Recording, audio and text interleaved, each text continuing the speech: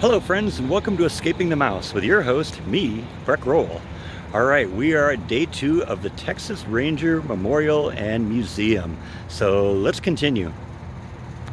So this display case shows some of the equipment and photographs of some of the early crime scene investigation equipment that they had. Cameras, field kits.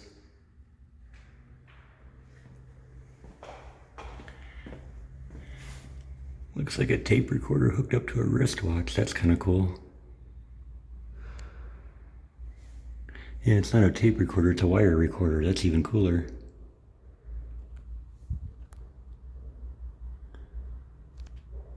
And these are photos that kind of discuss some of the early ballistics and firearms identification methods they have.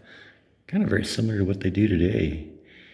If you have a weapon that you think was used in a crime, and you've collected bullets that were used in the crime, you can fire a bullet into a test chamber like that thing in the middle, capture the bullet, and then compare markings.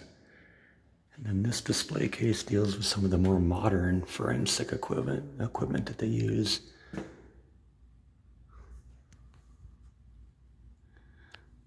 Like cadaver dogs.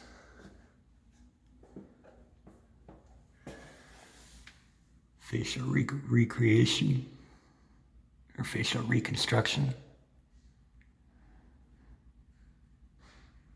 X-ray imagery,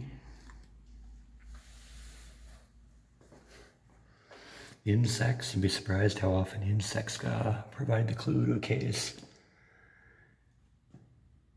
And here's looks like a crime scene that they're excavating here, where they retrieved bones and personal belongings of the victim.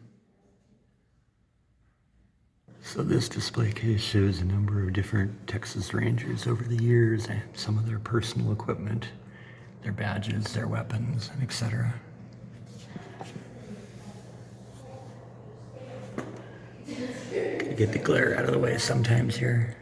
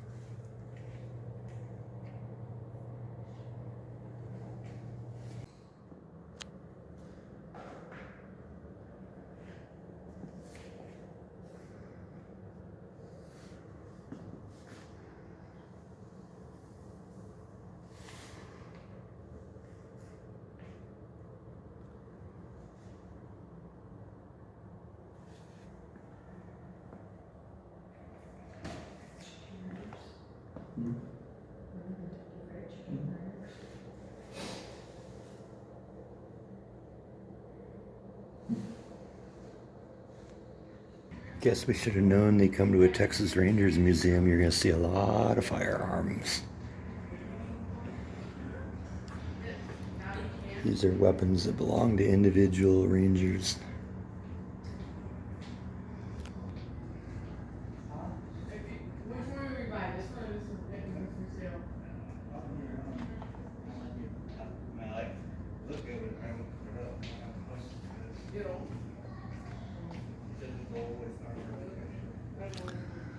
That's kind of cool in the back there. That's a Confederate cavalry sword. Brass knuckles right there in the middle.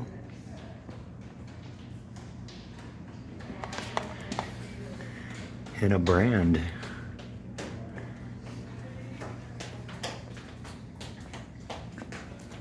So a number of these cases are dedicated to individual Rangers. In this case, there's a whole family of Rangers. And some of their personal belongings.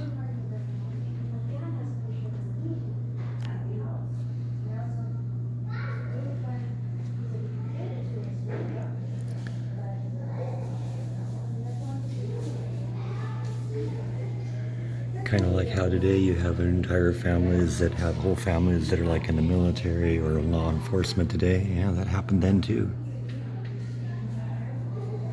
So this is another family here that was all Texas Rangers spanning about 3 different generations.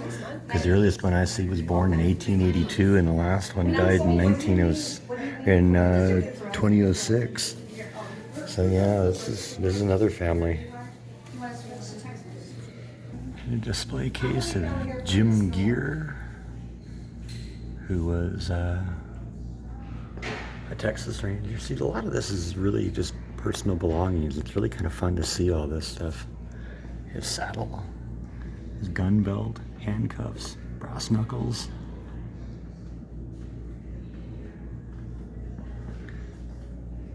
His boots, and his hat. And it's cool, a lot of this stuff has actually been donated by either the individual himself or their family. So they got some kind of cool artwork in here, including this statue that's called simply Old Ranger.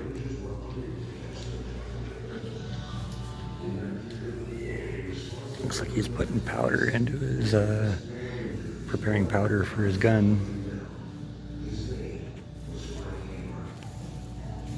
So this wall here kind of shows all the current active duty Rangers for the different companies. What they do is they divide the state into different parts. And then these are the Rangers for that part of the area. So Section A includes Houston. Just kind of running through here, seeing it, finding cities I recognize. Houston, Huntsville, Texas City. This one's in the more northern part of the top of the state there on the eastern side.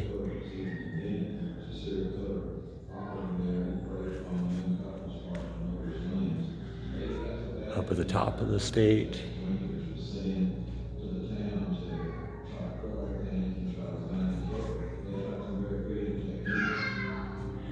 Down near the coast.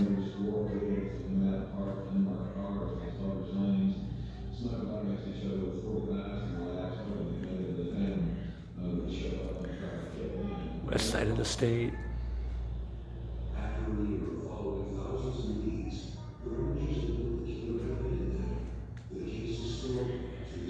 And central Texas, including where Waco is.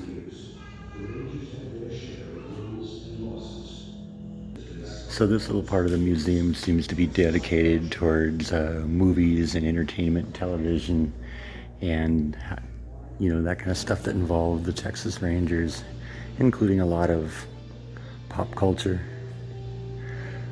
That's right, it's Lone Ranger.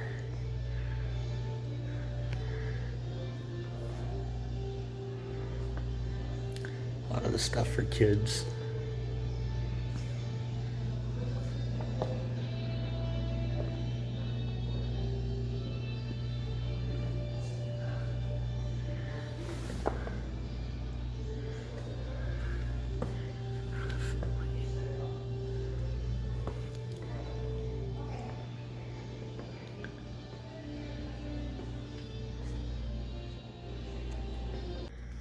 This whole case is the Lone Ranger here. All sorts of cool memorabilia. Look at that record player.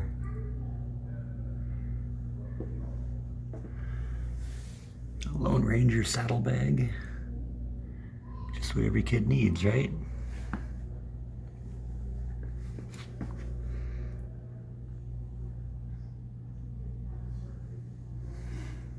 I gotta admit, I never really made the connection about the Lone Ranger being a Texas Ranger, but now that you think about it, yeah, it makes a lot of sense. He even has the old white hat. More Lone Ranger stuff, including a Lone Ranger mask.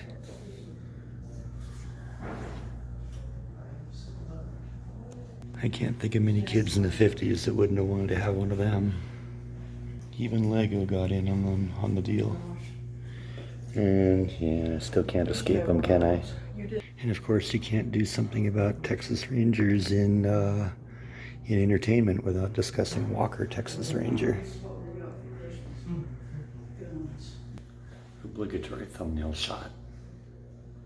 And then this case seems to be dedicated more to some of the equipment and commemorating the more recent officers. A pair of handcuffs up there. Check out that gun with look at the grip and the star on the grip. That's kind of cool.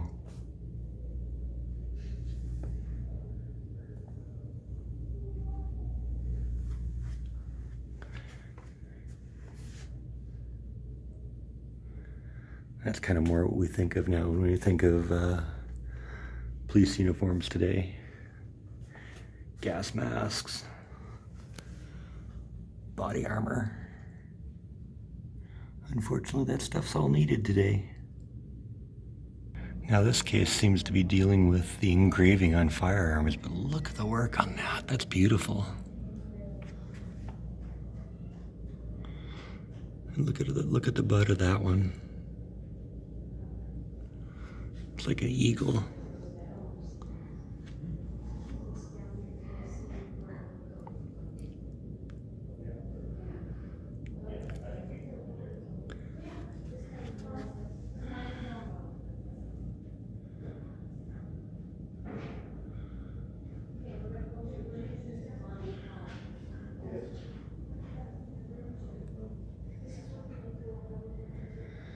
That is such elaborate work. Look at that, that's beautiful.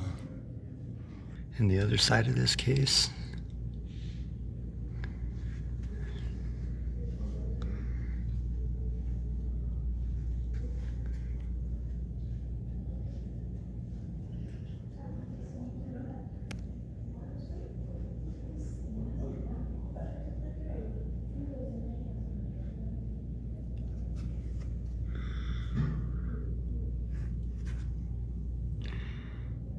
You know, we saw that one from the other side. So this is a Texas Rangers horse trailer. Kind of towards the end there, the motorized vehicle started replacing horseback because the motorized vehicle could go faster. But it wasn't as good over like rough terrain, so oftentimes they'd combine the speed of a car with the advantages of a horse, and that's what this was all about. And you may not have known this, but actually some of the Native Americans are actually Texas Rangers too. There's always been kind of this myth that the Rangers are white men, but not true. They've been integrated since 1823. And this display case honors the contributions of Hispanic Texas Rangers.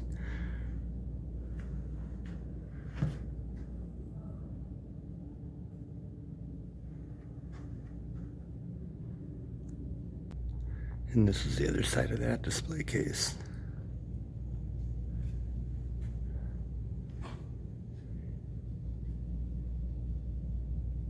And of course, you can't have a museum without a gift shop.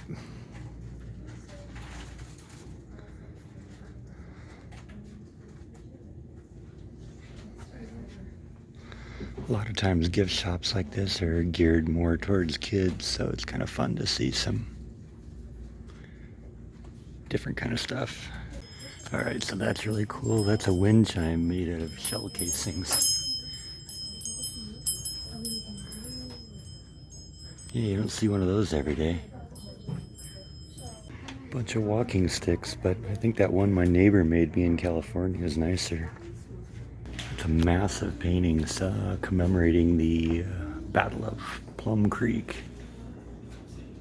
So that was actually a lot of fun. I'm glad I went. There's actually a lot more in there than I thought it was.